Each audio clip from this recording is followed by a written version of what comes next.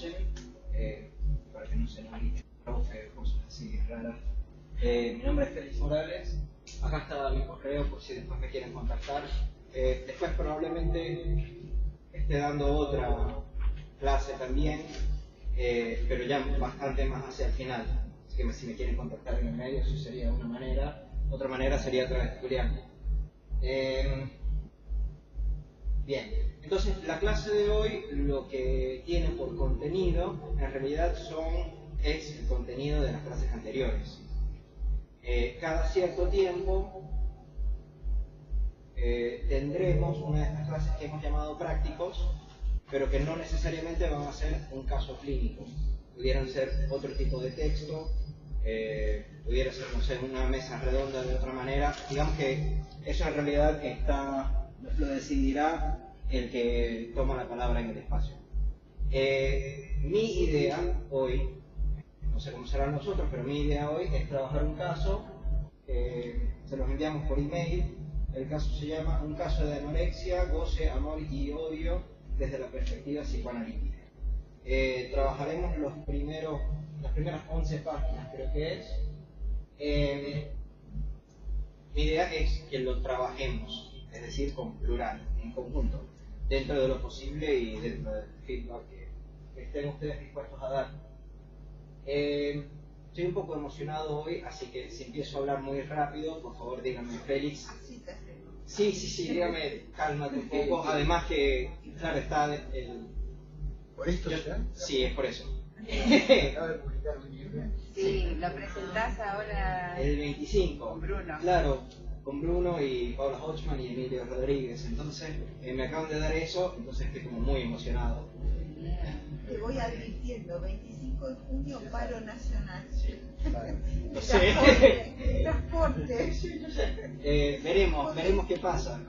Estás a tiempo. Sí, tendré que hablar con mis amigos allá. Claro, entonces después también está la diferencia de idioma, que capaz lo hace más difícil aún, así que si en cualquier momento no entienden, díganme. Bueno, acá dice, primero, cuento un poco lo que tengo en la pizarra. Me pareció que en este caso podremos hablar de esta diferencia entre dos clínicas posibles. Habría una clínica y lo que llamaré otra clínica. No me puse muy a inventar ni lo tengo que justificar demasiado, sino que uno es uno y el otro es otro. Sin embargo, hay algo que sí les quiero advertir, que es que esto lo puse a propósito. Es decir, no hubiera sido lo mismo decir una clínica y otra clínica. ¿Sí? Porque me parece que esta justamente es la estándar, la que se propone comúnmente y que además lleva a la creación de uno, ¿sí? De una totalización de un individuo, mientras que esta sería otra, en tanto no crea uno, ¿sí?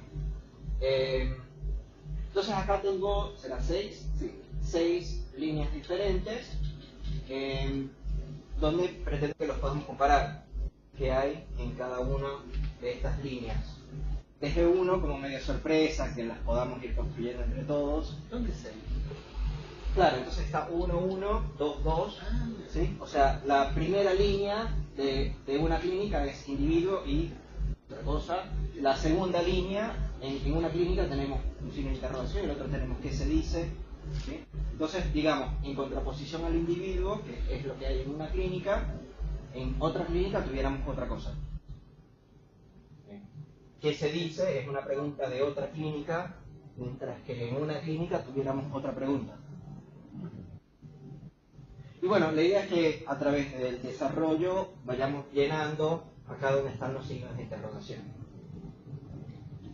Además, acá puse lo que a mí me parece que son algunos significantes posibles del caso, que no se trabajan como tal. Por eso especialmente digo que son posibles, porque no están tratados como significantes en el caso. Y también pretendo explicar por qué, y por qué considero que no están trabajados como significantes, y qué pienso que pudiera pasar si se trabajan como significantes. Y claro, sería una hipótesis porque no se ha hecho. ¿Sí? Bien, ¿preguntas hasta ahora? Hago yo una pregunta entonces. ¿Cuántos pudieron leer el caso? con sinceridad, no hay ningún... Ok, bien. Ok, ¿cuántos lo tienen a mano, además? Es otra pregunta. Ok, bien. ¿Alguien quiere empezar dando un resumen del caso? ¿Un resumen de lo que tomamos del caso, en realidad? Voy a esperar que pase el momento incómodo donde todos nos miramos, a ver si alguien se anima.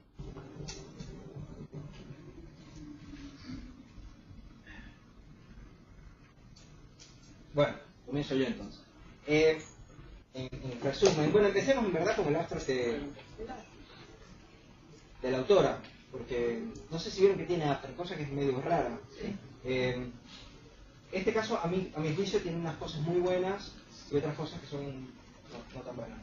Perdóname, antes de que siga Félix, una pregunta te quiero hacer, porque entiendo que al elegir vos este caso, ya hiciste como una cierta selección, o no sé si cuál fue la razón, por qué elegiste este caso. Me parece que permite vislumbrar esto bastante bien. Okay. Y si les soy sincero, supe que iba a dar esta clase una semana antes. Entonces también influyó eso con que fue uno de los primeros 5 que encontré. Igual me parece que está bárbaro para tratar justamente eso. Me parece un caso muy, muy, muy interesante. Les quería comentar que, bueno, hay diferentes maneras de trabajar casos, obviamente.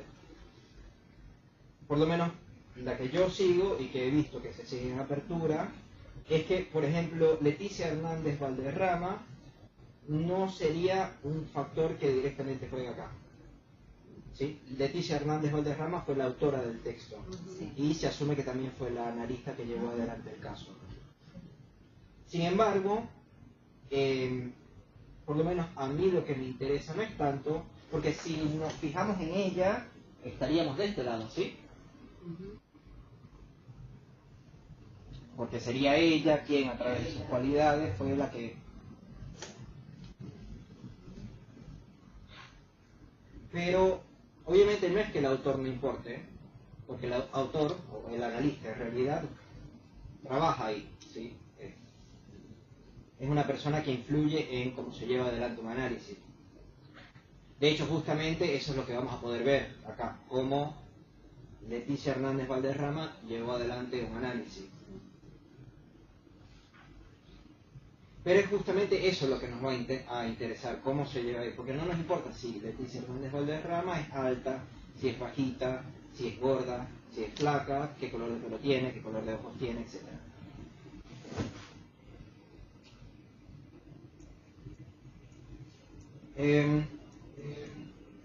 Ella empieza diciendo que va a hablar del relato del paciente, por ejemplo. Pero es interesante que después trabaja también con lo que ella dice. No sé si a veces se han atravesado con casos que nada más dice lo que el paciente dice. Como si eso fuera lo único importante. De hecho, ella, de alguna manera u otra, recalca esto en la página 102, donde dice, la dirección, leo el párrafo, el psicoanalista sin duda dirige la cura, pero no dirige al paciente en el sentido de dar una dirección a su yo consciente. El analista no es un guía moral. La dirección de la cura es otra cosa. Y aquí va a dar su definición de la dirección de la cura. Consiste, en primer lugar, como dice Lacan, en hacer aplicar la regla analítica. Diga lo que se ocurra, asocie libremente. Ello nos muestra de entrada que las directivas del punto de partida no se plantean sobre la base de una comunicación coloquial, es decir, no está conversando con un amigo o con quien sea, sino que el que determina de lo que se hablará es justo el paciente. El analista entonces será el que propicie el despliegue de su palabra. No sé si ven la contradicción que hay acá. ¿Cuál? ¿Cuál sería? Bueno, porque acá está dimensión aquí, esto indica lo que se le ocurra, sociológicamente es diálogo. Sí, si puedes hablar un poquito más fuerte. Digo que lo que ella cita, diga lo que se le ocurra, asocie libremente, es una cita de Freud, me parece, no sé de Lacan. No sé si... Sí, especialmente porque no dice dónde Lacan dice eso, entonces no podemos ir a ver si Lacan efectivamente lo dijo. Muy bien, sí. Pero la transferencia, el texto de la transferencia de Freud sí lo plantea. No me acuerdo, hace muchos años que no lo leo. ¿Sí? Claro, entonces sería algo freudiano. Bien. ¿Y? ¿Verdad? Porque ya me perdí. No, pero no dice determina, pero no habla de Ella asociación dice que libre. no se dirige al paciente, pero dice que nos muestra en cada que las directivas, dice que por un lado no se dirige al paciente, no se trata de sentir ni hablar sino consciente, no se medir, pero por otro lado habla de entrada, muestra de entrada que las directivas del punto de partida, está bien, no se plantean, pero ya habla de directivas, como afirmando que hay directivas. Genial, sí, sí. Digamos que Entonces, esa... ¿Se entiende? Eso es muy, digamos, se contradice con el hecho, me parece a mí, ¿no? Claro, porque entonces está diciendo... Es como una paradoja. Es una paradoja. Y dice porque que no será directiva, pero será claro. directiva. ¿Qué fue primero, el huevo o la gallina? Si la palabra del paciente o la palabra del psicoanalista que invita a la asociación libre. Buenísimo, ¿sí? No, decía que la dirección de la cura la establece el paciente. Eso es lo que ella está diciendo de alguna manera. O, Acá, claro, a través de su asociación libre la establece el mismo paciente. claro, entonces, porque acá, como pueden ver, tenemos una parte de teoría. Y justamente puse que acá la teoría está explícita, porque acá pareciera que no lo estuviera. ¿Sí? O sea, nos dice, diga lo que se ocurra, asocie libremente. Él determina de lo que se hablará, o sea, el que determina de lo que se hablará es justo el paciente. El analista será entonces el que propicia el despliegue de su palabra. Entonces, ¿qué les parece un poco que pudiéramos poner más de este lado?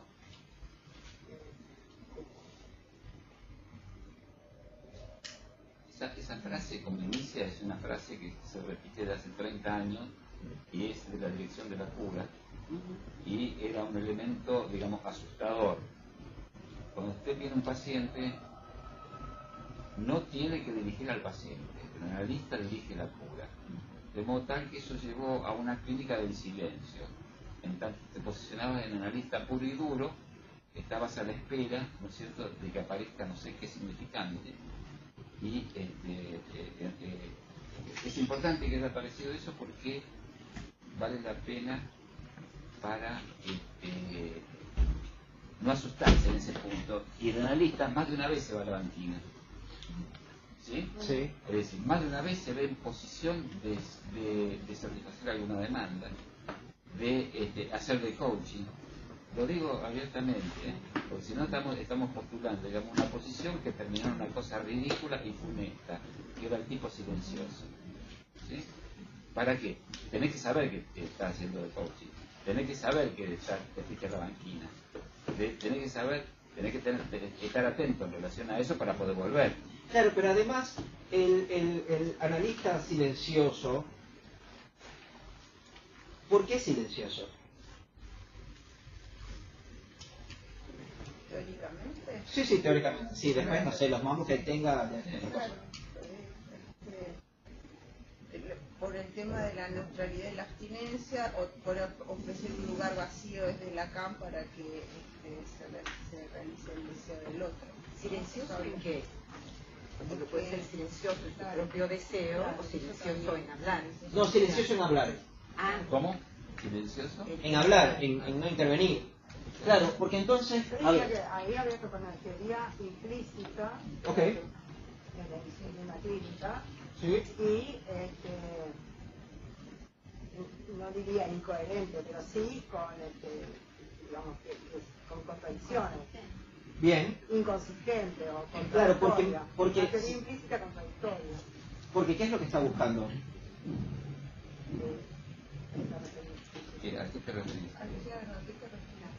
Está buscando el analista Sí. y que hable libremente y asocie. Ok, bien. Entonces voy a poner acá teoría implícita.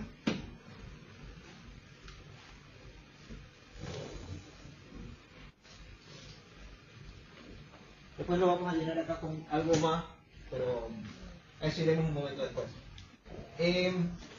Perdón, yo quiero hacer una pregunta a todos, digamos, si alguna vez alguno enunció efectivamente con un paciente, digamos, de qué se trata el dispositivo, si usted conoce que acá usted va a hablar y va a asociar libremente, o uno da por sabido o por entendido de que esa persona que viene ya sabe, ¿no? Que en ese espacio se trata de la regla fundamental, que es hablar libremente. ¿Es una pregunta a todos? Sí. Yo creo que una de las primeras, no, hablo de mi experiencia personal, una de las primeras preguntas es si alguna vez transitó por la experiencia de un análisis, de una terapia, ok. Entonces es el mismo analizante o futuro analizante el que va a hablar, y creo que eso orienta al analista a ver por dónde se movió y que no creo que uno en un principio lo tenga eso que explicitar, sino eso es... ¿Está bien? No, porque me parecía que tenía que ver a lo mejor con esto de lo que hablábamos de la teoría implícita, esto de dar por sentado ciertas cosas que por ahí después no ocurren en el encuentro, ¿no?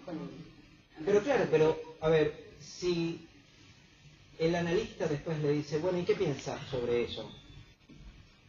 Están haciendo lo mismo.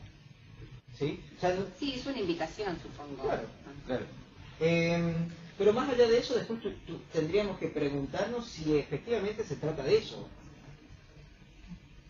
Es decir, si se trata efectivamente de que el paciente en su individualidad vaya adelante con sus palabras y guíe aquello que está pasando en la cura.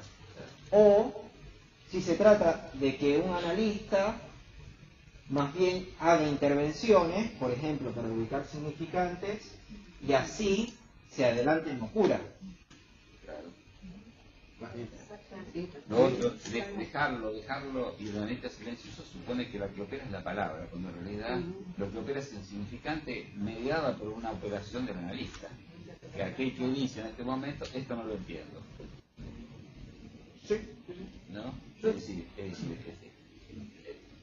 el paso de la palabra significante es el primer momento que te permite ahí empezar a articular otras cosas y sacarlo del discurso, digamos, palabrero, porque el analizante puede hablar, sin que pase absolutamente nada. ¿No? Yo quiero decir algo en relación a tu pregunta. Yo suelo, no es una regla fija, pero cuando hay un pasaje, digamos, de las entrevistas al diván, ahí enuncio la regla. No siempre, pero muchas veces es en ese momento que establezco como un contrato, ¿no? Sí, clásico. sí. Gracias.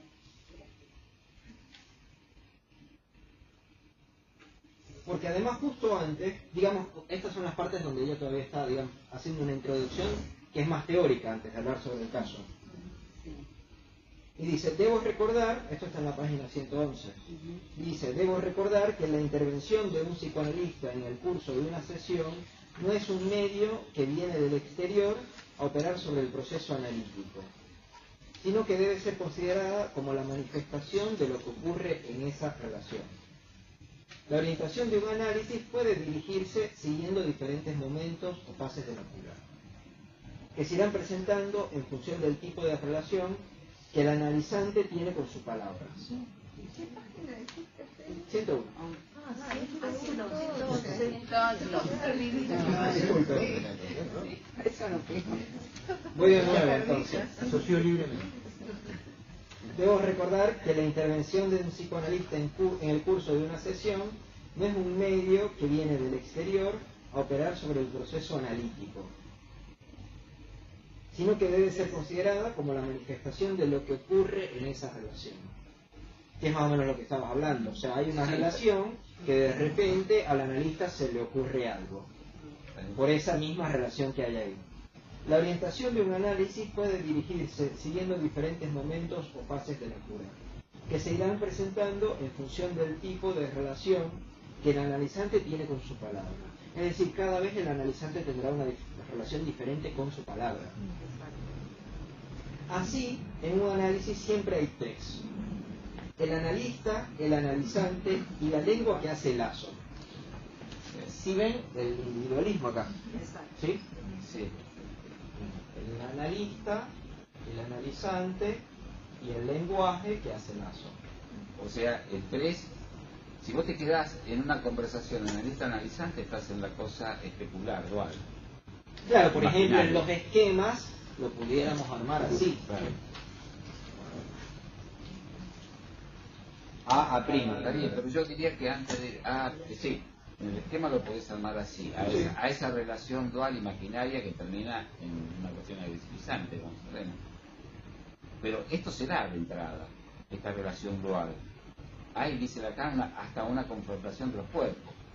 Hay que salir de eso. Hay que ir en busca del otro, con mayúscula. ¿Y cómo se haría eso? ¿Y cómo sería eso? Puntuando, digamos, una expresión, una palabra para convertirla en significante y que el analista quede en posición de no saber. ¿Qué me quiere decir usted con eso?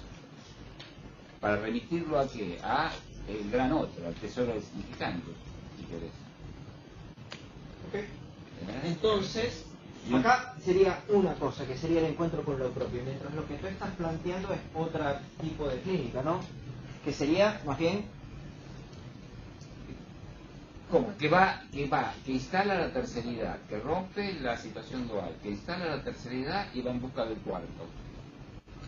¿Cuál es el cuarto? El sujeto. Y antes habías dicho que lo que se estaba puntuando era para buscar significantes, ¿verdad? Claro, sí, para remitir al analizante, no a la posición dual imaginaria, para sacarlo de ahí, y se instala en una relación con el gran otro, que es el lugar del analista.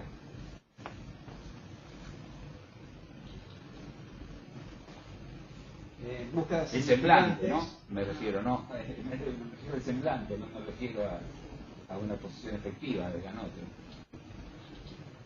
Y la relación con el otro. No, me parece que está muy bien. Digamos que vamos del 2 al 3 y del 3 al 4.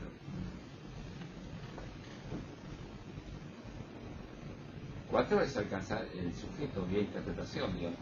Sí. Haces una articulación de esto con aquello, dicho el contexto diferente, y eso es el inconsciente. Tengo una discrepancita que te digo después, pero para no desviarnos mucho, No, pero me está parece bien. bien. Claro, porque justamente verán, acá hay algo, hay unas partes,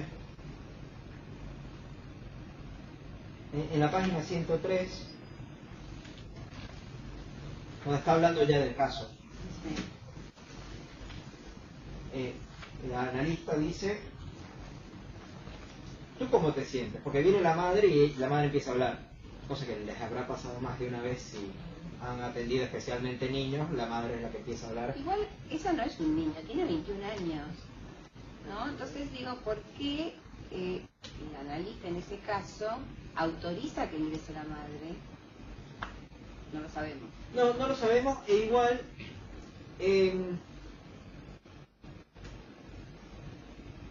a mí me parece que a veces hay que dejar un poco que se desenvuelvan las cosas, pero esto se los digo más a término personal y no algo completamente así teórico formado, porque justamente no sé, por ejemplo, si esta madre hubiera dejado que su hija fuera una analista donde ella no pudiera entrar a la primera sesión.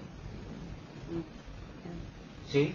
Igual, más allá de eso, pero sí, a mí no sé si hay un argumento muy serio ahí, les digo más o menos qué es lo que yo hubiera hecho, pero otra persona capaz dice, no, yo no lo hubiera dejado entrar y más bien la madre ahí es que hubiera nada. A mí me parece que hasta cierto punto las conductas del analista también hay que interpretarlas. Sí. Y interpretarlas en el sentido de qué efectos tiene eso.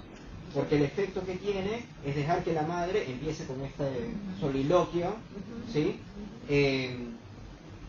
Donde además nos dice cosas bastante interesantes, como por ejemplo la función del hermano acá. Pero sigo. Entonces, después de que ella empieza a hablar y dice todo esto, dice, ¿tú cómo te sientes? Le pregunto a Alicia. Él de una vez como empieza a dirigirlo hacia ella, pero hay que ver que además lo hace de una manera individualista, porque dice, yo bien, Alicia responde, yo bien, mi mamá es la que siempre exagera, responde. El analista dice, bueno, has escuchado la preocupación de tu mamá. creo que tú tienes una idea de lo que ha de sentir, pero sin duda eres tú la que más sabe si te sientes bien o te sientes mal. Tu cuerpo es tuyo. Cosa que además todo el caso desmiente, ¿sí? Porque el problema, no, los que leyeron el caso, ¿cuál les pareció que era el problema del caso? A mí como me pareció, te digo, cuando leí el caso, primero que me pareció una articulación teórica y muy freudiana, o sea que esa partía, me dio por momentos la sensación de que acomodaba un poco el caso a la teoría, no sé, por momentos podía parecer Dora, por momentos podía parecer, eso, muy freudiano realmente me pareció. Y después me pareció que había muchas cosas del lado de la evidencia para esta analista. Genial. Que me llamaban la atención. ¿Por qué te llamaban la atención? Primero porque tratamos de hablar de lo primero que ella comienza diciendo que el paciente... Primero, algo que vos recataste. Cuando presentaste a la psicoanalista, no era importante saber si era un hombre o una mujer, si era joven, si era vieja. Y ella hace ese recorte de la madre y de la hija. Las describe físicamente, cabello largo, gorda, o sea, como si existiera, me dio a mí la sensación, del lado de esta analista, algo del orden del prejuicio, o algo de un conocimiento previo, como por ejemplo decir, tú tienes o vienes con tu cuerpo, pero porque ella sabe que es una anorexia, no entiendo por qué esa pregunta. No sé si soy clara en lo que te digo, lo que a mí me hizo pregunta cuando leí el caso, o me interesó saber desde qué lugar ella lo preguntaba, ¿no? Esto de si estás dispuesta a venir con tu cuerpo, o tu cuerpo es tuyo, tú sabes bien, ¿no? Fue una pregunta curiosa esa, me parece. Pero además el cuerpo de Alicia es suyo. Sí, pero claramente. ¿Por qué? No, que es el cuerpo de Alicia, no lo sabemos ahí. Ella dice que el cuerpo es de Alicia, la analista. Yo no sé de quién es ese cuerpo en todo caso. ¿Y a quién responde el cuerpo de Alicia? ¿A quién o a qué responde? ¿A qué? Y al recorte significante disparado de los otros. Es eso. ¿Viste la diferencia que hace Lacan entre soy un cuerpo y tengo un cuerpo? Tengo un cuerpo, claro. ¿Y cómo se...? Sí, pero ¿cómo se vive el recorte significante acá? Ahí no sé. ¿Qué motiva? ¿Cuál es la causa del síntoma, digamos de otra manera?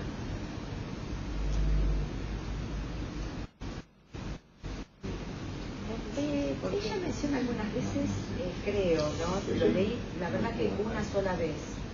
Y es una cierta asfixia, una invasión por parte de la madre. Okay. No sé si llamarlo altamente demandada por la mamá. Bien. Entonces, claro, porque acá lo que tú estabas describiendo, digamos, conductualmente, porque una anorexia es que la persona, obviamente es más complejo de esto, pero palabras más, palabras menos, que la persona no coma. Que deja de comer, claro. Que es una conducta, además, ¿sí? La pregunta es ¿para qué deja de comer en su relación al otro, no? Sí. Porque ese dejar de comer es en relación al otro, no tiene que ver con su estómago, ni con su apetito. No, ¿y con qué tiene que ver en el caso? Acá teníamos algo, yo eso lo llamé vigilancia, ¿te parece? ¿Sí? Protección y vigilancia fue lo que me pareció. La nena no me come. Por parte de la madre. Sí. Sí. Y los otros vigilantes que pone en su lugar, porque el hermano cumple la función de vigilante también. Buenísimo, sí. Y el novio también cumple la función de vigilante. Sí.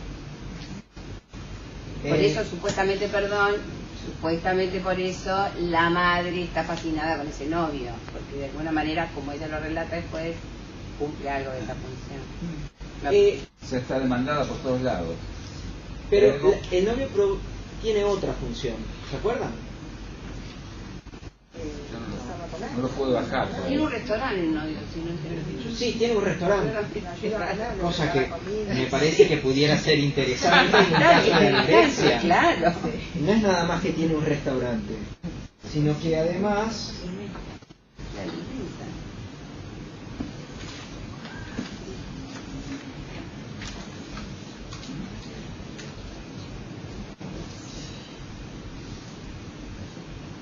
en la página 108, en el párrafo del medio, dice: ¿qué le fascina a Vic de Vic a la madre. Vic es el novio. Sí. Esta fascinación que Alicia contempla, ese goce de la madre, Lacan menciona, no solo Alicia lo usa, también la madre, ya que quien se encarga de alimentar a Alicia es Víctor. Sus padres tienen un pequeño restaurante y es ahí donde lleva a comer a la hija, sin pagar cuota alguna. Otras veces él cocina para ella. Es decir, tenemos por un lado protección y vigilancia,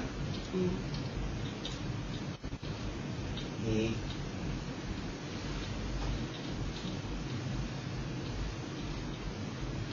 yo les diría proveer y comer. Proveer para comer, no sé, eso lo pudiéramos articular.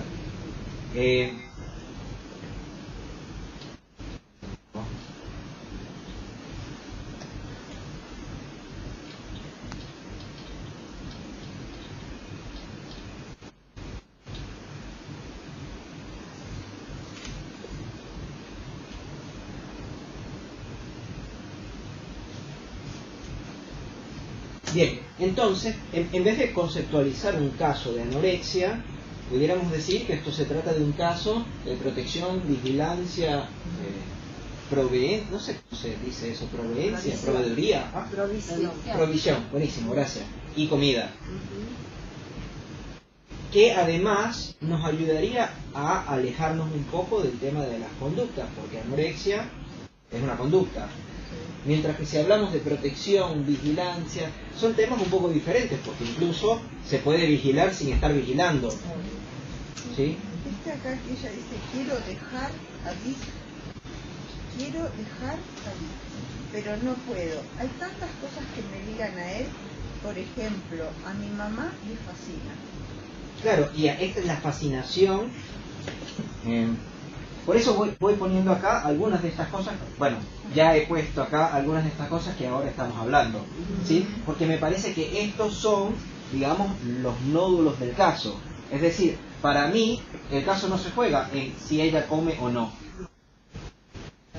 Se juega en la atención y la fascinación, no nada más de su madre, porque después vamos a ver que también ella está implicada ahí en la atención y la fascinación, y Víctor también está ahí en la atención y la fascinación, protección, vigilancia, en ver el sufrimiento, y bueno, vomitar, no poder retener, sacar de jugo y luego botarlo, que lo pudiéramos pensar como bulimia, sí, obviamente, pero no es lo mismo sacarle jugo a alguien y luego botarlo, ¿sí? Como dice la madre, como dice ella que la madre hace con los hombres. Y ella también. Pero no lo vota. No, tal vez se identifica un poco. Claro, sí. Pero el problema, si lo pensamos un poco así, en términos de identificación, entonces pudiéramos pensar que ella lo hace porque la madre lo hace.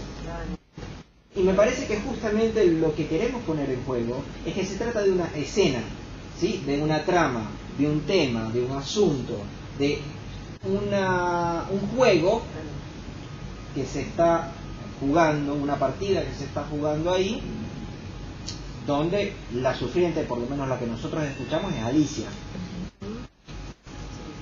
Y aquí también podemos seguir insoportable, asfixia, con otro encima. Los fui agrupando un poco porque me parece que van armando como núcleos temáticos, que además no es que dejamos de pensar, ¿sí? Los síntomas que cualquiera pensaría, como por ejemplo el asco, el vómito, ¿sí? El ver el sufrimiento, porque cuando ella se intenta suicidar va al lado de su madre para que la madre la vea sufrir, y quiere suicidarse también para que el padre vea cómo ella y su madre están sufriendo, ¿sí? Pero lo que quiero decir es que no es que se deja eso por el lado, sino que se intenta meter dentro de una trama donde hay otras cosas en juego, ¿sí? ¿Qué ibas a decir? Disculpa. No, entre las otras cosas en juego, yo me preguntaba por qué particularmente el tema del abuso es algo que no está como tomado en cuenta, o a lo mejor yo no lo pude, lo que relata Alicia, ese abuso que perpetra su tío, creo, a los 13 años. Claro, no Donde sé ella dice bien. que le daba mucho asco, y lo dice literalmente cuando a él le tocaba la cosita y le mostraba Claro, ahí es donde entra lo de vomitar. Ahí aparece lo del asco, Sí, me sí, parece asco y que le vomitar. daba asco, ella lo dice, literalmente. Claro, porque frente a un abuso no sería la única manera posible de reaccionar, ¿sí? Es decir, acá pareciera que sí, porque ella está recordando el caso de Ana O. Sí, bueno, que a mí me remitió a Dora cuando Freud explica ese desplazamiento de haber sentido el miembro del señor K, entonces le produjo no la sensación esperada ante eso, que según Freud hubiera sido la excitación, y hubo un desplazamiento hacia, no me acuerdo si fue al pecho, al asco, algo, A la garganta. a la garganta. Claro, pero lo que quiero decir es que no sería la única manera de reaccionar frente a un abuso, porque pudiera no darle asco, sino no sentir nada, que sería otra manera, o sintió frío, o incluso Placer. pudiera Vergüenza. Claro, cualquier placer, cosa, sí, ¿sí? vergüenza o Claro. sí. ¿Sí? Entonces lo que quiero decir es que no sé si se tuviera, a juro, que tratar el tema del abuso, ¿sí? Porque pudiera ser que no es lo más importante, por lo menos en este momento de la trama. O incluso se ve, parece que haya sido en la segunda sesión. Entonces si es en la segunda sesión, es un tema un poco delicado que capaz no convenga demasiado meterse Claro. por ahí. Pero si nos fuéramos a meter por ahí, pudiéramos hacer, por lo menos yo me iría por la parte de qué fue lo que te hizo vomitar. Porque se pudiera pensar, como pareciera pensar esta analista, que fuera natural, ¿sí? La relación entre el abuso y el asco. Determinismo, causa-efecto, ¿no? Claro, Y en realidad, cuando me parece que no necesariamente es así, hay otras reacciones posibles frente al abuso. Pero ella, en particular, trabaja con el asco. dice, trabaja con el asco, Es decir, indaga, le preguntó en el sentido de, ¿qué es eso del asco? No, lo que pasa es que, a ver, no sé si... Ella lo que busca es un encuentro con lo propio, todo el tiempo. Y es muy interesante, no sé si leyeron el caso, al final, no sé si llegaron a esa parte, empieza a relatar los cambios que hubo. Sí, sí. En la página 109, vemos, tras 2 años de análisis, Alicia ha casi terminado la carrera, tuvo un reencuentro con el padre y su familia, pero sobre todo ha logrado reencontrarse con él. No es individual. ¿Sí ven? Eso es un efecto relacional. Mientras que podemos ver antes también en la página 108, vemos otros efectos clínicos muy obvios de una clínica bastante individual, que dice más adelante, en otra entrevista, dice, ¿sabes? Me gustaría morirme, irme para estar yo sola y ser yo misma, sin miedo a las reacciones de mi mamá, empezar a tomar decisiones y las riendas de la vida. Quiero dejar libre a mi novio, quiero intentarlo yo sola. Si lo que estamos apuntando es un encuentro a lo propio, ella es lo que ella está buscando. Se ven como esto lo podemos conceptualizar como un efecto clínico, ¿sí? Porque si el analista todo el tiempo a lo que está dirigiendo es a decirle, tú tienes que separarte de tu madre, tú tienes que encontrar tu propio deseo, tú tienes que separarte de Víctor también, porque él lo que está, ¿sí?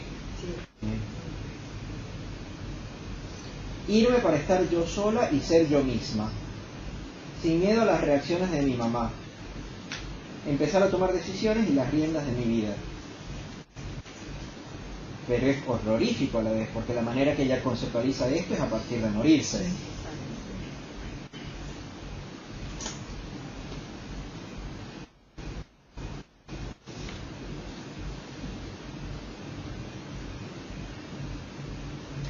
Y entonces acá vemos que hay unos reencuentros que me parecen muy interesantes porque ella los relata como si fueran un progreso, como si fuera algo bueno, que un efecto positivo de la clínica, pero a la vez van en contra de la teoría que ella está sosteniendo, que es una teoría individualista. Cuando dice, tras 2 años de análisis, Alicia ha casi terminado la carrera, tuvo un reencuentro con el padre y su familia, pero sobre todo ha logrado reencontrarse con él, saber sobre su persona, sus sentimientos, el motivo de su distancia y el lugar que ella como hija ha tenido en su historia. Cero individualista, no tiene nada que ver con ella incluso, tiene que ver con el padre y el lugar que ella tiene, pero en la historia del padre. La relación más estrecha lo logra establecer con el abuelo paterno, quien siempre estuvo más o menos cercano. Ahora come más o menos regular, sigue delgada, pero no ha tenido nuevos intentos de suicidio. Viste más coqueta, sigue con Víctor, pero ahora se cuestiona hasta dónde esta relación la mantiene por ella o por la madre. Cuando me parece que justamente la pudiera mantener por... Ni por ella ni por la madre, habría otras razones, ¿Como cuáles? Que Víctor le dé comer. Que Víctor le dé comida, ¿sí? Porque el problema, si lo pensamos así, que la mantiene por ella o por la madre, es que nos entramos de nuevo en esto. Cuando puede ser que justamente de lo que se trate acá no es del individuo, ¿sí? Sino que se trate de un tema o un asunto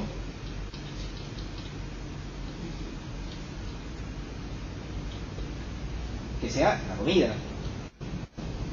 Sí, la comida en principio, pero después, bueno, la protección al comer, la vigilancia, el que quién me va a dar la comida. Porque el mismo acto de comer, no sé si vieron que no cobra demasiada importancia. Porque hay veces hay anorexias que más bien sienten que la glotis se le está cerrando, o que la comida les sabe desagradablemente. ¿Sí? Es decir, no se trata del acto de comer acá en particular, sino que se trata más bien de toda una escena montada al comer. ¿Quién me lo va a proveer? ¿Quién me va a proteger mientras yo estoy comiendo? ¿Quién me va a ver mientras estoy comiendo? Sí, perdón la ignorancia y la burrada que voy a decir, pero lo que quiero decir, se me apareció como comida, como quién me da, ¿no? Se me apareció como comida. Claro. Y eso es algo que se le pudiera presentar al paciente. Como separando la palabra en tres. Sí, sí. Pudiera ser. O como con. ¿No? ¿Quién me da? ¿No? Pudiera ser, ¿por qué no? A mí me da. Especialmente, digamos, cuando presentamos casos clínicos, yo siempre tengo un angelito, un daimon tipo el de Sócrates diciéndome atrás, esto puede ser completamente inútil. Porque ¿qué pasa? Si mañana hablamos con este analista y le decimos, mirá, sería bueno que empezaras a revisar esta parte de toda la protección, la vigilancia, que me provee, y el analista le dice, bárbaro, me encanta esa propuesta, la voy a ejercitar. Y un año después nos viene y nos dice, no, supieras que le presenté todo eso y nada que ver, no tuvo ningún efecto, me dijo que no se trataba de eso. Pudieran pensar que es así. No sé si les ha pasado alguna vez que escucharon algo muy interesante, ¿sí?, en una sesión. Pasó una semana y no vieron el momento, ¿sí?, para poder dar esa intervención que habían pasado toda la semana pensando. Intervención fabulosa que ustedes pensaban que iba a ser que llegara de una vez a fin de análisis. Se la presentan un mes después y todo el tiempo están sentados aquí en el banquillo porque están esperando para poder decirla. Y dice, no, ¿sabes que no? Y siguen hablando de cualquier otra cosa. Pero pasa un montón de veces. Entonces pudiera ser que esto también pase, ¿sí? Les digo eso como alguien la. Está bien, pero si el paciente sigue asistiendo al espacio, algo pasó, sigue pasando. Porque si no, dejaría de venir. Me parece que hay muchos factores ahí. Por ejemplo, en Buenos Aires la gente va a análisis. ¿Sí? Es algo que sucede. O sea, no es como te puedo aceptar eso capaz en otros lugares, incluso casi que fuera de capital, más o menos se puede hacer una intervención sobre por qué sigues viniendo. Pero acá es bastante común, es lo normal ir a análisis. Bueno, entonces me parece que justamente si lo pensamos acá, pero ahora se cuestiona hasta dónde esta relación la mantiene por ella o por la madre. Me parece que justamente convendría cuestionarse hasta dónde esta relación la mantiene porque él le provee comida. Pero Sí. se lo pregunta a los 2 años, porque esa pregunta es el final, ¿no? Me parece. Cuando está contando los avances, Sí, ¿no? sí, sí. Entonces, cuenta los avances y después y la paciente dice que no sabe si es por la madre o no. Pero la relación con la madre todavía siguen, me parece, en una pregnancia muy importante, ¿no? En mi caso. Después de 2 años, supuestamente avanzó muchísimo. No sé muy bien porque creo que no lo dice demasiado explícitamente. No es algo ni siquiera que menciona, cosa que es rara, me parece más bien. Porque sí, es problemática también la relación que ella tiene con la madre, ¿sí? Pero no dice ningún avance en cuanto a eso. Dice más bien que se está intentando un poco deslindar de la madre, pero no dice nada demasiado grande. Por otra parte, creo que esta analista, los recortes que hace en este caso, es de acuerdo a la dirección que ella le va dando. Cuando habla de la madre, la intervención del analista, como que Alicia es la vengadora de la madre, porque, bueno, ella tiene hombres y la madre con su gordura, con su cierta fealdad no puede. La analista interpreta y dice, Alicia es como la vengadora de la madre. No puede ser como Alicia la proveedora de la madre, desde otra posición. Sí, pudiera ser. ¿No? Es decir, Alicia es la que no come y la madre es la que se come todo. Y no, porque a la vez también esta parte es genial. No sé si la página 109 dice, en otra sesión comenta que está muy enojada con ella, con la madre, y llora. 109, El primer Que párrafo. será Tracones. Sí. Ahí está construyendo este pedazo. En otra sesión comenta que la madre está muy enojada con ella y llora, porque se siente muy gorda, por lo cual ha vuelto a vomitar después de un atracón de pan con queso. Solo quería vomitar y se empezó a enojar con todos. Yo le pregunto, yo el analista, ¿quién se da atracones? Quiero hacer el silencio a propósito. Es una pregunta un poco rara, ¿sí? Porque el paciente obviamente puede responderle pelotuda que sabe decir yo me doy atracones, ¿sí? Pero es una intervención interesante porque le permite, veamos qué es lo que responde Alicia. Dice yo, también mi mamá. Siempre he vomitado si algo no me parece bien. Me molesta que mi mamá esté gorda. Yo mido 1,68 y peso 52 kilos. Y me siento mal. Ella está gordísima y no le interesa. Sigue comiendo como marrana.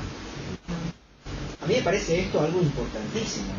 Y es algo importantísimo justamente que viene a partir de, no sé si es una intervención rara, un malentendido, ¿sí? Pero es un lugar donde la paciente empieza a responder de una manera no individualista, ¿sí? Empieza a buscar otra escena para esta escena que ella está dando, ¿sí? No entiendo porque ¿qué sería individual? Porque, a ver, la respuesta acá, No responde por ella, incluye a la madre. claro, ¿sí? Es decir, abre el tema de los atracones. Ella y otra. Claro, porque entonces al principio el tema sería solo yo. Pero siempre se relaciona a la madre o al padre, en el caso de ella.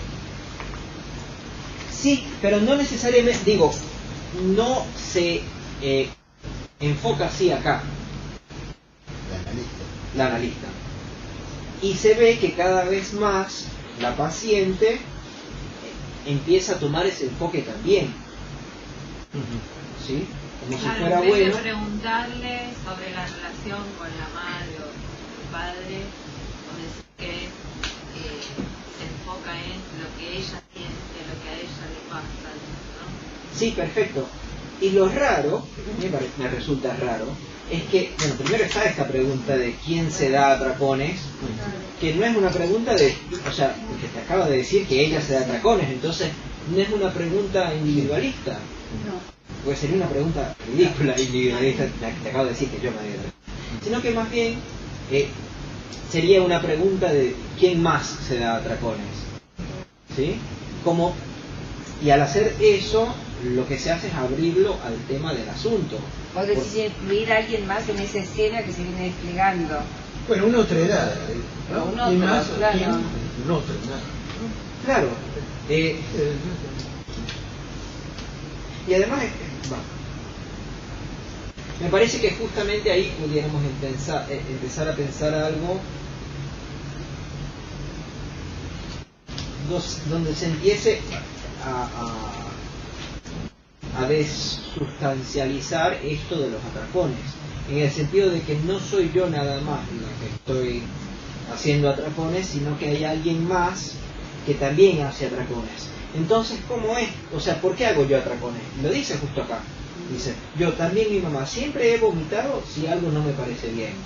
Me parece que ahí cabría preguntarle, ¿y tu madre también vomita cuando algo no le parece bien? Porque ahora parece que no estuviera vomitando. ¿Sí? Es decir, ahí, cuando estamos ya estableciendo, bueno, está atracones, estamos estableciendo, y no es que estamos estableciendo, es que la misma paciente lo hace.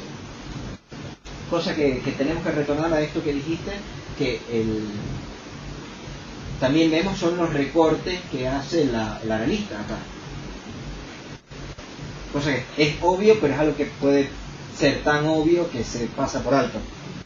Porque digamos, la lógica que ella está estableciendo acá es: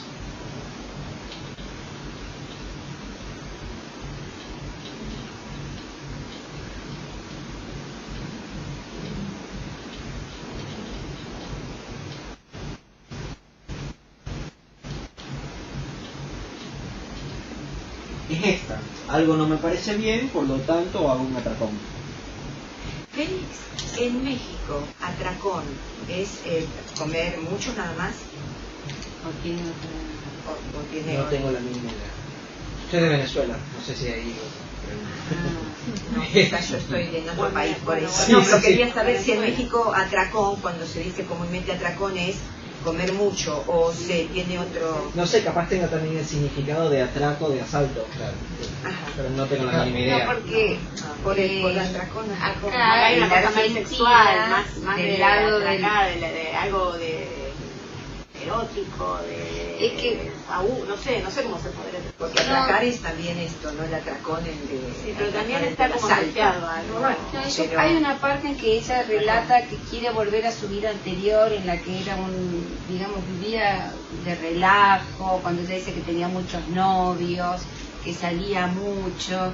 Acá en la Argentina en general, del lado del varón fundamentalmente, cuando sale con mucho me comía uno, me comía otro, me comía otro. Sí, allá Yo no sé por qué allá me no hizo sé. pensar en esto, relacionado justamente con el tema de los atracones y de las comilonas, y vuelve a marcar en un punto lo de los 13 años, que es esa época. Claro, y entonces hay una intervención posible cuando... porque antes te comías a tipos y ahora te comes, ¿sí? No sé si relacionado con esto que preguntábamos del atracón, y sobre todo porque ella hace como una comparación con esa vida anterior en la que supuestamente después deja y comienza como a vomitar todo eso que antes... Claro, sería una interpretación posible, ¿sí? Me parece que es algo que le pudiéramos ofrecer. Y estuviera buenísimo porque además le estás quitando el significado que tiene atracón, Claro. ¿sí? O sea, una pregunta muy buena, no te la sé no responder, relacionado pero a la- es una pregunta muy buena, porque justamente el problema, como ella lo presenta ahora, está relacionado a la comida. Por esta intervención, digo, no sabemos si la intervención del analista, cuando dice la única que tiene atracones sos vos, se refiere o juega A la con comida, el, con claro, el juega significado con el- atracón, a ver que eso que puede, si puede esperar alguna otra asociación por el significado que puede llegar a tener. Digo, como, bueno, algunas veces Claro, sería una manera de hacerlo. Sería una manera de quitarle la relación de significado. ¿Estoy de acuerdo? ser solo comida. Claro. Perdón, Félix. Acá Eric Figueroa, desde México, dice que atracón es llenarse de comida hasta la harta. Ah. Gracias. Den el Diamond que estaba. Gracias, Eric. Traducción online. Sí, no sé, además, acuérdense que pueden participar a la gente de online, pero bueno. Por lo menos se escucha lo que se Bueno, entonces algo, ¿qué es que establece esta relación? Algo no me parece bien, por lo tanto hago un atracón. Pero yo entendí, algo no me parece Y bien. vomita, cuando vomito. no atracón, vomita. Expulsa cuando algo no le parece bien. Y la madre Tienes no. razón, disculpa. Y la madre no. La madre es el inversa. La madre te lo queda. Supuestamente, La madre claro. no vomita y ella vomita. Y por eso vomita. Claro, y esto Claro. que estamos armando, ven cómo se va jugando el tema de la comida de dos maneras diferentes, pero relacionadas. Como respuestas. Sí, como respuesta. Claro, pero además llega un punto donde deja de ser la madre respondiendo a la hija, sino que tenemos el tema de la comida, el tema de la ingesta, y hay diferentes maneras de relacionarse con esta ingesta. ¿Sí? Es decir, está el tema ahí. Y lo que pasa es que las personas están encarnando las diferentes maneras de hacer ingesta de manera diferente. ¿Sí? Pero entonces pudiera ser que si empezáramos a trabajar con esta conexión acá, porque esta conexión no es obvia, ¿sí? O sea, no porque a alguien no le parezca algo bien tiene que vomitar. Si nos empezamos a preguntar por esta relación acá, quizás podamos mover algo de esto.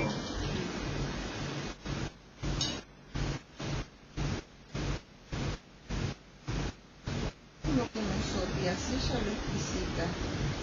Sí, No es pero no es la necesario. única. No es necesario. ¿Sí? Sí, claro. Sí, díganlo ustedes. No, digo que no es, es obvio que toda persona que algo no le parece bien va a votar. Expulsarlo, ¿sí?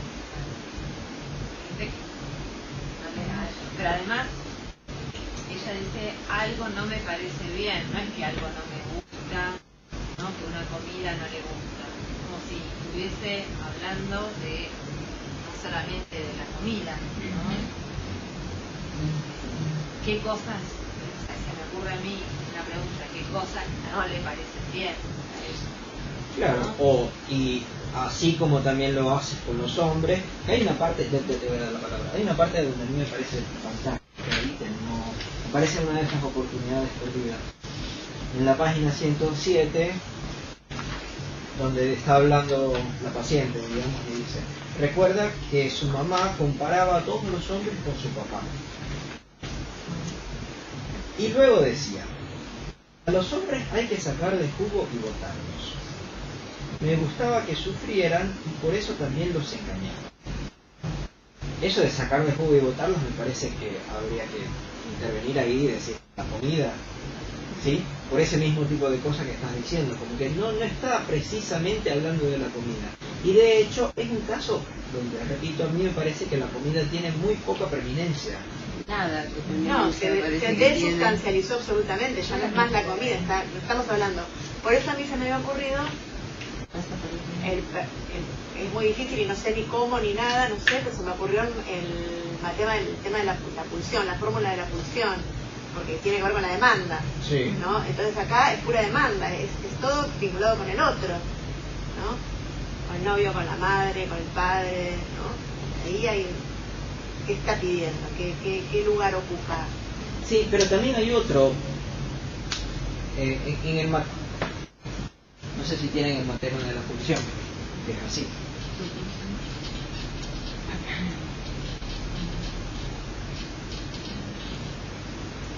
El problema es que sí está muy bien lo de la demanda, pero no sé si el sujeto se ha establecido acá. Yo diría que no, pero me parece que lo pudiéramos empezar a establecer, que tiene un poco que ver con la protección, la vigilancia. Y puede ser que cuando se empiece a trabajar todo este tema de la protección, la vigilancia, la provisión, etcétera, justamente se pueda trabajar esto en términos de dónde la demanda se juega ahí.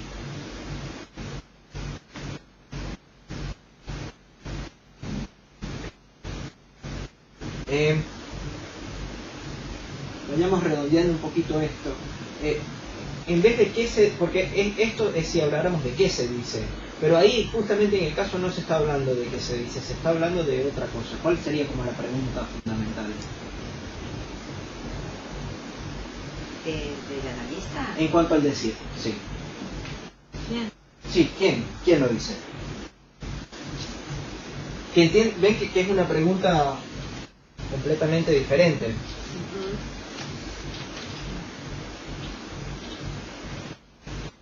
Claro, ¿lo dice tu mamá o lo decís vos? Claro. Sería. Y además para establecer la diferencia, porque no se concibe que dos personas pudieran decir lo mismo. ¿Sí? Hoy estaba hablando con una amiga, no sé si saben como el movimiento que hay ahora, y tiene un par de años, que se llama Off the Grid, que es cuando las personas buscan deshacerse completamente de los móviles, de la laptop, de todos los artefactos electrónicos, un poco para no estar en el grid, que es como la ola. ¿Cómo? La ola. No, justamente, ¿qué es lo que le estaba diciendo? Porque mi prima me estaba diciendo que, mi amiga me estaba diciendo que su tío, que estaba buscando, que se había salido de WhatsApp porque estaba buscando y no tenía la palabra, y yo le dije, estaba buscando estar off the grid. Y así, ¿cómo supiste? Yo le dije, porque hay una ola ahora de estar off the grid. ¿Qué grid? Como cuadriculado. Cuadrilla, sí. Fuera de la grilla. Entonces, estaba buscando eso y no sé si han tenido ese tipo de sorpresa donde se dan cuenta de que incluso las cosas que van en contra de la cultura tradicional, ¿sí? Que sería que todo el mundo acá, no sé si habrá alguien que no tiene un móvil encima, capaz hasta haya gente con dos móviles encima, ¿sí? Entonces, la gente que va en contra de eso incluso está siguiendo cierto tipo de cultura, movimiento contracultural, ¿sí? Entonces la pregunta de quién lo dice es una pregunta posible en una clínica, ¿sí? Pero hay otra clínica posible donde lo que se pregunta es qué se dice.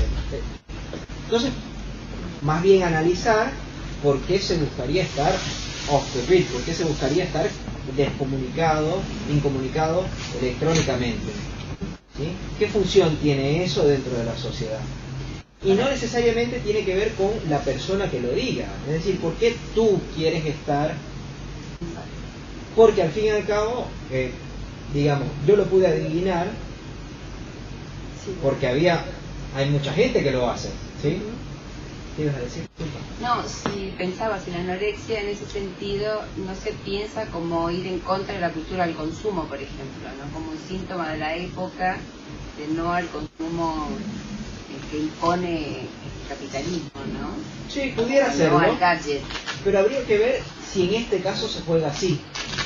No En este caso sería, porque sería la otra clínica, no sería esa para mí, no es este caso. Por ahí el consumo... Claro, Pero creo que tampoco, creo que entiendo un poco la pregunta, pero creo que tampoco conviene irnos hacia, digamos, una crítica sociológica.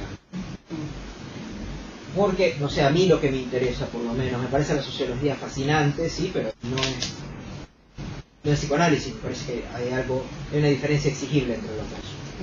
Entonces sí, si pudiera hacer eso, e incluso pudiéramos ver que hay una epidemia de anorexia y pudiéramos anudarlo con eso, sí, bien. Pero no sé si en este caso se trata de eso. De hecho, no veo elementos para decirlo. ¿Sí? Sí. Pero al momento de que pensamos qué se dice, porque si decimos anorexia, lo pudiéramos pensar así, pero yo argumentaría que esto no es un caso de anorexia. E incluso le pudiéramos dar a la anorexia un concepto, o sea, un estatuto de concepto para eliminar su parte conductual y poder decir que se trata justamente de eso, de una respuesta frente a los gadgets, de más bien rechazarlo. Pero pudieran ni siquiera tener nada que ver con la comida, ¿sí? Sino de una posición, una función que se establece frente a una oleada cultural. No, vos pensabas que no se trataba de una anorexia. Entonces acá una de las tareas, digamos, a establecer es cuál es el síntoma. El síntoma. Y el síntoma, ¿cómo lo ves? Bueno, el síntoma sabemos, se trata de una pataleta entre la demanda del otro, función disruptiva y en tanto contradictorio es difícil de desarmar. Hay una tendencia que va en un sentido y otra en otra. Es decir, acá me da la sensación, por ciertos indicadores, de que sí, la anorexia aparece, digamos, como respuesta a una demanda asfixiante de los demás, ¿no? Es decir, para salvar mi subjetividad, es decir, no como, la madre le quiere dar a comer, la quieren proteger, el novio le quiere dar a comer, no como, listo, vomito. De esa manera adelgazo, pero salvo alguien soy y no precisamente la demanda de nosotros. Es importante si es anorexia o no, más allá de la etiqueta, digamos, ¿no? Sino establecer, digamos, el punto de sufrimiento. Claro, porque pudiera... el punto de pataleta a la demanda de los demás. Pero eso es algo que se tiene que hacer con el paciente. Que pudiera hacer eso, me parece una intervención, que pudiéramos dirigir las intervenciones hacia allá, a ver si eso aflora. Y me parece que sería fantástico si lo es. Pero algo completamente diferente pudiera ser que justamente la anorexia lo hace para poder tener la vigilancia y la protección de su madre. Porque es a partir de que ella no coma que su madre y su hermano y su novio la empiezan a vigilar. Y por eso tienen ellos el ojo puesto sobre ella. Claro, que también habría que intentarla y ver con el paciente si eso funciona o no. Claro. Digo, las dos son igual de hipótesis. Hipótesis y contradictorias. Claro. Es decir, o es la tuya o es la mía. Claro. O pudiera ser otra. Claro. El hermano también dice que quisiera estar en el lugar de ella para ser cuidado, controlado. Claro. Pero que antes había sido a la inversa. Si no entendí mal, antes de la anorexia, comienza su estado de anorexia para llamarle la atención a la madre, que hasta ese momento se lo dispensaba todo al hermano. ¿Qué cosa? Sí. Pero es interesante, claro, pero es interesante porque ahora lo estamos pensando en términos, digamos, de toda una dinámica familiar. ¿Cuándo se le dispara? Creo que no me acuerdo. Creo que no ella lo lo ubica después de los 13 años, cuando habla con el episodio del tío. Con el episodio del tío. Exactamente. Ahí ya hace una interpretación la analista. Claro. Dice, es a partir de los 13 años, después del abuso, o sea, ahí ya tiene una intervención la analista. O cuando ella vuelve a la casa después de haber estado hospitalizada, la analista dice, comienzan las rebeldías de la paciente. O sea, la analista va dando pistas cuál es, hacia dónde va apuntando, porque hablar de una rebeldía por comenzar nuevamente con estos actos de vomitar o de no comer, bueno, es una declaración. Lo dice, lo escribe, no sé si lo piensa, pero es lo que está escrito, lo que podemos acceder nosotros, bueno, lo que está escrito, ¿no? Sí. Yo lo que decía, lo que estaba pensando es que con momento que hablaste de ver el sufrimiento, que el padre vea el sufrimiento, me vino esto, ¿no? Del ser vista. Esa necesidad de ella de ser vista. Sí, me parece que por ahí se juegan las cosas.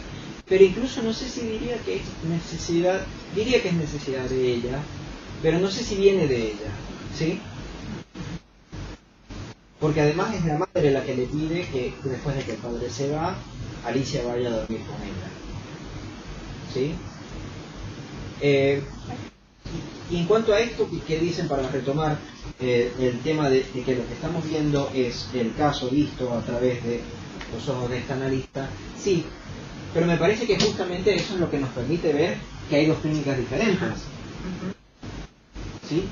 Es decir, yo tengo una posición donde me parece que se deberían leer casos de otros analistas para poder ver cuáles son las diferentes interpretaciones y clínicas que hay. Especialmente porque eso nos permite pensar de otra manera. Nos permite no quedarnos en esto, sino que empezar a ver un poco de qué se trata acá, por oposición.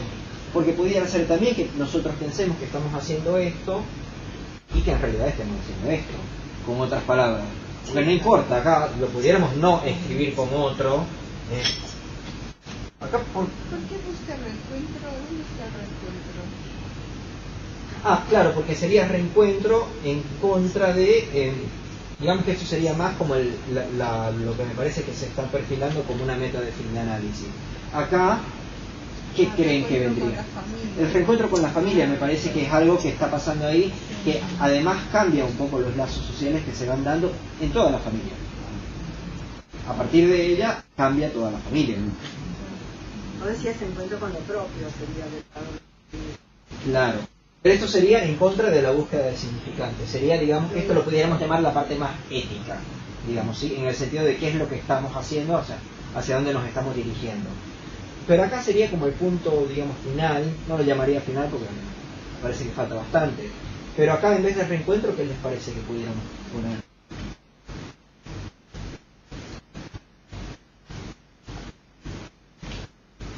Y yo me remito a la 108 y esto que vos mencionabas, de esta idea de romper relaciones con la madre, de quedarse del novio, tomar decisiones por ella misma. Bien, buenísimo, sí. ¿Qué nombre le podríamos dar a eso? No sé si... Está buenísimo, esa es la respuesta. El nombre es como para poder escribir. Bueno, por eso autonomía, buenísimo, sí. Claro, autonomía. Un ideal de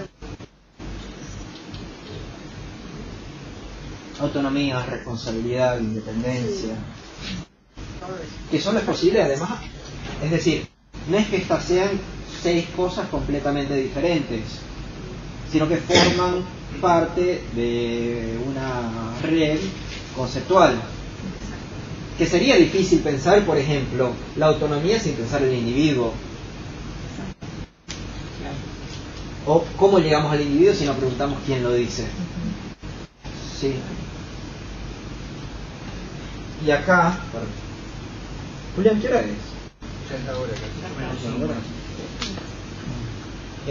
Además acá, lo que yo les quería plantear, déjame ver cómo lo había escrito acá.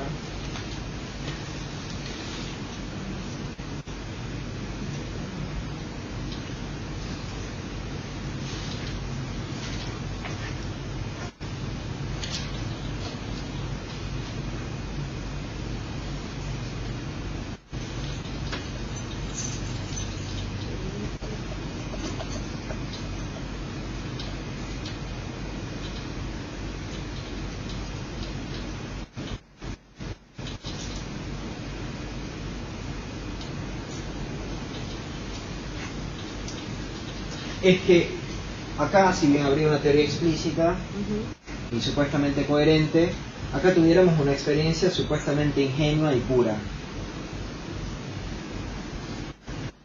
En el sentido de queremos saber qué es lo que te pasa a ti, porque nadie sabe más de tu cuerpo que tú, porque tú eres aquella persona que está experienciando tu propio cuerpo. Lo que me parece que incluso esto quedaría por fuera lo de teoría implícita, porque acá se piensa que no hay la teoría. Por eso justamente nos dice que no se trata de guiar al paciente, sino que decirle al paciente qué es lo que tiene que hablar, ¿sí? Porque se rechaza esto. La teoría implícita, más bien, es algo que le diría este lado a este, ¿sí?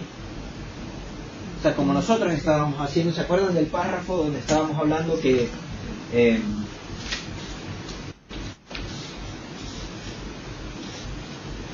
psicoanalista sin duda dirige la cura, pero no dirige al paciente en el sentido de dar una dirección a su yo consciente, ¿sí? Es decir, no tenemos... El analista no es una guía moral. La dirección de la cura es otra cosa. Consiste en primer lugar, como dice Lacan, en hacer aplicar la regla analítica. Llegue a lo que se le ocurra, asocie libremente. Ello nos muestra de entrada que las directivas del punto de partida no se plantean sobre la base de una comunicación coloquial, sino que el que determina de lo que se habla hablará es justo el paciente. El analista entonces será el que propicie el despliegue de su palabra. Pero faltaría decir acá que la teoría que se tiene en este caso, bien, es justamente que el paciente, a través de su palabra, aquello que se está haciendo, que no se dice. Y además contradice con lo que se dice anteriormente, que es que el analista dirige la cura. El analista dirige la cura a partir de decir al paciente tú lo tienes que dirigir. No quiero seguir mucho, pero sí me gustaría aprovechar los últimos minutos para preguntas o discusiones, un poco más. Parece que quisieras decir algo. Sí, no, como que no estoy muy segura del último que dijiste. A ver. De que haya una contradicción. Porque vos no le imponés un tema, el tema lo saca él. Lo que pasa es que vos después aplicás toda una teoría y un conocimiento para articular sobre eso que él dice, ¿no? Pero no lo estás dirigiendo, o sea, dirigís la cura, no dirigís al paciente. No, pero la dirección de la cura viene en el momento donde justamente tú le pides al paciente que hable. Es decir, decirle al paciente, habla, di lo que piensas sin las inhibiciones que tu pensamiento puede causar. ¿Eso te parece que es dirigir? Es proveer de un marco a partir del cual se va. Sí, claro. ¿Sí? Proveer el marco. Sí. Capaz dirigir no sea la mejor palabra, estoy de acuerdo contigo. Pero sí es establecer de qué se trata ahí. Claro, eso sí, totalmente. Pero quizás es a través de las preguntas donde se nota, digamos, la dirección de la cura. Cuando uno pregunta, cuando uno recorta, de algún modo indica, llama la atención.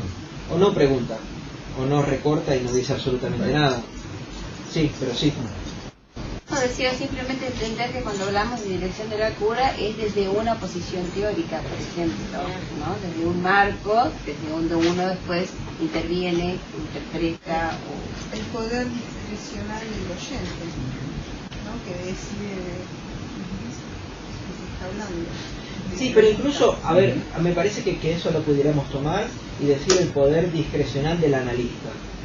Y pensar que el analista, más allá de la persona que esté ahí, tiene cierta maniobra que hacer. Y esa cierta maniobra que hacer, de ninguna manera sería decirle, bueno, tú te tienes que quedar ahí con tus dichos para tú seguir hablando de lo que a ti te pasa. Sino que más bien establecer eso de quién tiene atracones. ¿Sí? Donde más bien se intenta alejar de que es esa persona con su sufrimiento, ¿sí? Bla, bla, bla, y decir que más bien se trata de algo que pasa, por ejemplo, en su familia. ¿Sí? Digo, no creo que sea ahí y se quede ahí, pero me parece que es un paso, y es algo muy diferente pensar que es un tema familiar, el tema de los atracones, a pensar que es un tema de ella, el tema de los atracones, o que es un tema de que ella se está identificando con su madre, el tema de los atracones. Porque pudiéramos más bien pensar... Ahí harías una puntuación en la, no lo estás diciendo, pero aparece como la responsabilidad subjetiva cuando la pones a ella a que es la que se da los atracones o a la expresión, ¿no? Claro, por supuesto, mientras que esta otra vía, Claro. más bien lo que nos habilita es a decir, bueno, tanto yo como mi madre tengo atracones, pero las dos reaccionamos frente a los atracones de manera diferente. Porque yo, cuando algo no me parece bien, vomito, mientras que mi madre, y ahí hay una división de aguas, ¿sí? Porque ahí obviamente además se está marcando una diferencia temática de cómo ella vive los atracones con cómo su madre vive los atracones. Hay un atracón de padre y madre. Mucha madre. Claro, porque además el problema... Sí, ya nos vamos. Bueno, eso no lo voy a decir porque después queda mal. No es que queda mal, sino que después abrimos todo otro tema que es el tema del padre, que muy poco lo hablamos, pero también es una figura que provee, que de hecho casi que lo único que hace es proveer, y es justo al final que se ve proveyendo otra cosa que no es dinero, que sería la historia, el afecto, bla bla bla bla. Es el bueno de la película. Porque la vemos desde el lado de la hija, pero no sé si es buena. Pero sí. Bueno, listo, gracias. Gracias.